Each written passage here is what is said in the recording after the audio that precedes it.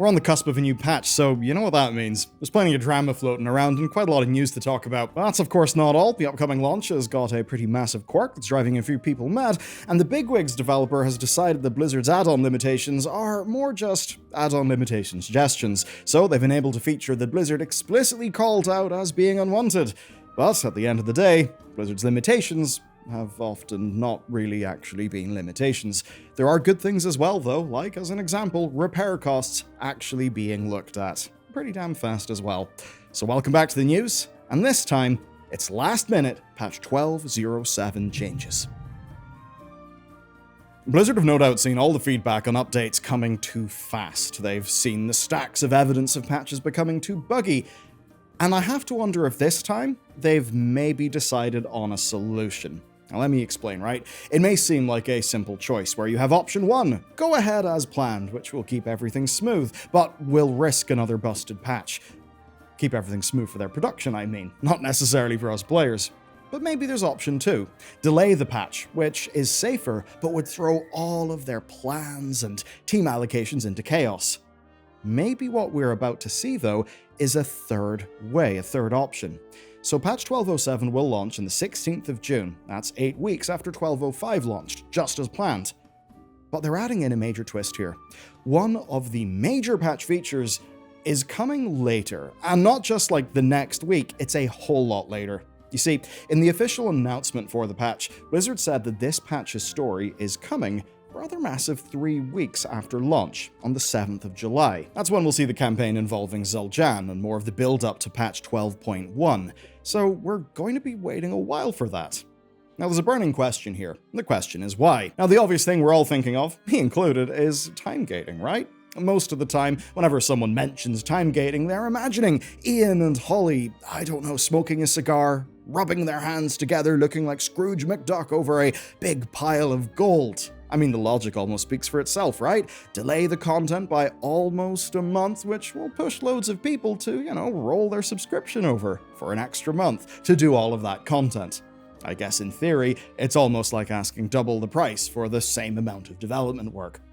Now, you could call that technically true, but I think blatantly tricking people is not really a sound business strategy in the long run. And that's because while we can totally logic out that you could time gate, and you could probably earn more money in the very short term by doing that, well, if you do it too much, there'll be nothing in the game, people will just wise up and then leave. We've seen that enough in the past, and let's be real, there's a patch every 8 weeks. I don't think we really need to be stretching out our content.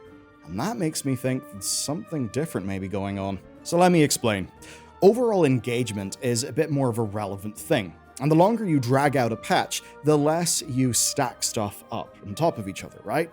Then, if people are a lot less stressed about having to do a whole lot of stuff at once, maybe they'll take their time and engage with the game a little bit more overall. If everything's available at once, it can end up feeling like a huge blitz, and people will feel there's a pressure to do everything really quickly. So you could say that this way, everyone's got something to take their time with, so the story can come out a little bit later, and no one will really miss out. Or so I would say, because 3 weeks isn't a bit later. It's actually quite a long time. So here's a second theory, and I think it may be the actual one. What if this content is just not ready? I mean, it's all up in the PTR, so it is quite literally written and playable and all of that, but when you're playing it in PTR, you don't get final cutscenes. And it does make me wonder, maybe they're not ready yet. Maybe Blizzard needs to buy more time to finish that stuff up. It's possible. At this point, it's pure conjecture, but I don't think it would be completely insane. But there's another possibility, and it could be they need time to change some things. We know that this leads directly into patch 12.1, so there's maybe a chance they're pushing through some last-minute changes to the overall Zul'jammed storyline. Could sound a bit insane at this point, but there's actually some precedent behind this. At the very start of the War Within, Blizzard clearly didn't know where they were going with Illyria, and at the end of the expansion, well, they added in the recap version of the War Within campaign. And when they did that, they actually added in a bonus line from Illyria to the leveling campaign. It's during the scenario with her and Anduin, and she talks a little bit more about her destiny turning to the void. So it's not unimaginable that they want to shore up some dialogue, maybe based on how 12.1 development is going. But 3 weeks is a long time, and the reception from PTR hasn't been that bad. I'm not going to spoil WoW's A-plot on you, don't worry, but I'll say most of the criticism has been fear for where we go next, instead of issues with 1207 itself, at least from the story front. That's a pretty good sign overall. I mean, if they were going to delay anything to dodge bugs and get more development time, I'd expect it to be either the showdowns or the raid, and not the usually quite simple story. So I think we can probably rule that theory out. There is another idea. It's not as sexy or dramatic. It may just be timing. You see, 1207's story is basically the setup for patch 12.1, so shifting those two things to be a bit closer together probably does make sense. I mean, at the end of the day, the whole us going and doing some questing with Zul'jammed and his uncle isn't really tied to, well, showdowns, which are basically us taking all of the baddies of patch 12.0.5 and going to their home bases in these ex-Legion worlds and knocking their heads in. Perhaps it makes sense that after we've done that, we then get ready for the next story. But there's one more thing before the next segment. Some of this could be Blizzard testing a shorter hype cycle. You may have noticed it's been a bit quiet lately with the WoW news. The Xbox event last Sunday would have been a great chance to get a whole bunch of eyes on WoW's next big thing, but it seems they're kind of happy to hold off on that. So what if this story delay is to create a shorter 5-week wait? I mean, think about it. For the past while, we've almost known way too much about patches and story ahead of time, right? I mean, at worst, the patch can almost feel over by the time it's launched because everyone's explored everything, all future expectations are priced into the community, and we're just waiting for another 8 weeks. As an example, 1207 was announced on the 30th of April. That's 7 weeks from announcement to release. Maybe Blizzard cutting that time period down will help keep announcements actually feeling like announcements and prevent that kind of awkward thing where as soon as a patch drops, within a week we already know loads about the next patch, we maybe even have a PTR build, and that does make the current game feel a bit less important. But at the end of the day, it is still a 3-week delay on some patch content. I know people really care about the topic of time gating. That's why I'm happy to devote a good bit of time in this WoW News episode to this story. So whatever Blizzard's actual logic is, I think it's getting clear that they are getting quite comfy spreading their game out across the calendar. I'm not entirely sure if that's the best thing to do. On the one hand, less pressure to play. On the other hand, less exciting patch days. And I certainly have to say the experience of logging in on a big new patch day, filling a weekly bar within a few hours and sort of feeling like there's nothing else to do, well, that doesn't really feel great. And yes, if there was a new campaign that took 2 hours and was just done, well, it's not like that would keep you going playing content for ages. But maybe experiencing a big slice of story would make patch day feel just a little bit more like patch day. But you know what? My standing advice is still to not really plan on playing WoW a lot during patch day or the next few days after, because there often are bugs, and generally, you'll have a better time if you wait till they're fixed. So because of that, it's hard to know what I think about this. Anyway, that's enough time. I've time-gated the other segments of this video too much, so let's talk about the Addon War. The add-on changes in Midnight have been a mixed bag, to say the least. We're on the other side of the drama, I guess, and most of us have gotten used to whatever restrictions Blizzard have imposed. But that has not stopped some faithful add-on warriors continuing to wage war, and doing so in the form of, well, software engineering, which is pretty rad.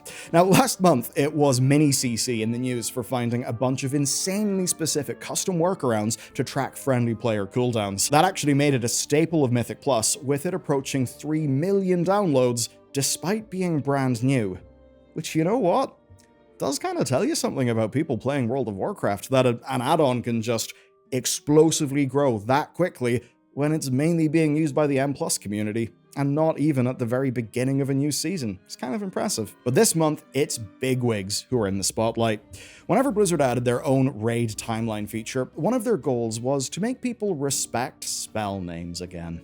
They even called that out directly in this huge post that they made to the WoW UI development Discord back during the Alpha of Midnight. Basically, simplifying spell names, in their view, removes a bit of a knowledge check from the game, and that pushes them into making casts faster and more deadly. And that's basically because the renaming of the ability makes that whole thing way lower cognition, meaning that Blizzard's only real way to test you then ends up being on the reaction time. Though realistically, I think most of us could agree there is a middle ground, and to only have the extremes would be a bit of a false dichotomy. But it certainly shouldn't be a surprise that both BigWigs and DBM have managed to hack that functionality back in. So if you want, you can ignore all the flavor. In raids going forward, you will be able to rename spells not to something that's just a more simple thing to read, but instead to an instruction of what you should do. In BigWigs, you can even export configs so that your guild can make and share custom ones, like DBM's example here, which signals out Bob. As an example, you can have something like Steve bubble this stack with a fully voiced countdown. You could actually do that again. So it's interesting that UI devs have gotten, in a way you could say, so brazen about pretty much ignoring Blizzard's statements and add-ons. But of course, Blizzard made statements. We all assumed that Blizzard would make the technological changes necessary to make their statements, the rules. But they didn't really do that, did they?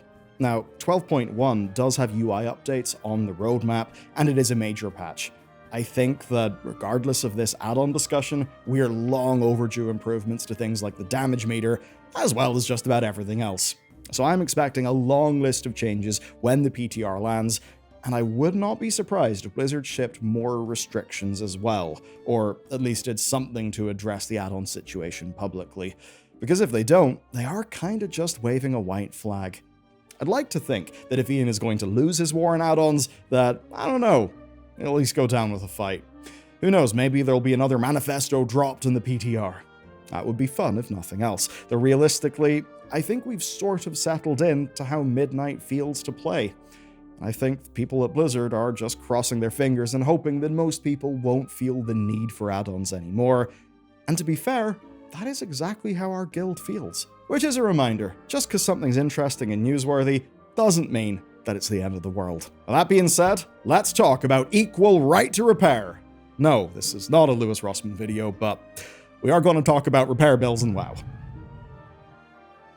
Sometimes it'll take Blizzard forever to solve issues the community's been talking about for ages. This time round, though, they've managed it in just a few weeks. So, repair bills are kind of saved. So, a while ago, right, WoW had investigated the rising repair costs. We did a bit of a follow-up to that. And as it turns out, well, repair bills have been massively inflated, and the major culprit is actually the scaling of upgrade levels in the game. Myth gear can cost you over 200 gold per wipe, which, as we worked out, I think this is one of our greatest contributions to science and humanity, it's actually more expensive than wiping with actual toilet paper. Yeah, WoW Token really lets you do some fun things with currency. Now sadly, that bit of the scaling is not what Blizzard have fixed. Progressing M+ or Mythic Raid is kinda still going to bankrupt you. But the good news is, you'll all be bankrupted fairly. You see, one thing that people noticed when digging into repair bills is that it's a massively biased system. Durability goes down during combat for everybody, but it also has a chance to drop whenever you land a physical attack with a weapon or get hit by or block an attack. Which does make quite a lot of sense when you think about it, but it's kind of not the issue, is it? Now, throughout the entire history of the game, repair bills have secretly been a tax on two types of player. Those with fast weapons like rogues, or perhaps tanks, especially tanks with shields. This whole time, prot warriors using shield block have actually been basically tapping into their gold as a bonus class resource. So yes, you've got to manage your rage, but you've also got to manage your gold. Now, one player actually mathed it out to be an extra 25 gold per dungeon just for using shield block to block a bit more. Kinda funny, but now it's something that Blizzard have fixed. Weapons and armor no longer take extra damage from combat events, which is less immersive, I suppose, but I think it is good. It means that everyone should have roughly equal repair bills, assuming similar gear levels. Unless, of course, you die way more. You're still going to be paying the death tax. But the issue of, say, our myth gear and wipes when you're wearing myth gear being really expensive, well, that is still a bit of an issue. But hey, maybe the classic banger from Ian will come in. Just wipe less. It's a skill issue. But at least with these changes, in Azeroth, death and taxes are both relatively fair. Now, This patch is coming out next week. There is a shitload of stuff in it. It really is humongous for a 0.7 patch. So don't let one bit of content coming out 3 weeks later like ruin the whole thing for you. There really is a whole lot in this patch. And if you want to know about everything that's in the patch, simply watch this video next.